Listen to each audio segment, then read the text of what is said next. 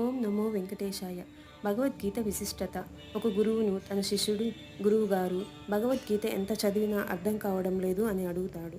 అందుకు గురువుగారు తన శిష్యునికి ఒక గంప ఇచ్చి ఆశ్రమం వెనకాల నది నుంచి నీరు తీసుకొని రమ్మంటాడు. శిష్యుడు అలానే చేస్తాడు. గంపలో నింపుకొని ఆశ్రమంకి తెచ్చేలోపు నీళ్లు అన్నీ కారిపోతాయి. మరుసటి రోజు మళ్ళీ అలానే చేయమంటాడు.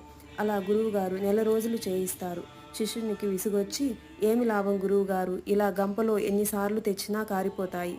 అందుకు ఆ గురువు, నెల రోజుల ముందు నీకు ఇచ్చిన గంప ఎంత మురికి ఉండేది, నువ్వు నింపిన నీళ్లు అన్నీ కారిపోయి ఎంత శుభ్రపడిందో చూడు. నువ్వు నీళ్లు కార్చిన దారి మొత్తం పచ్చదనం పూల మొక్కలతో ఎంత పరిమళిస్తుందో గమనించావా?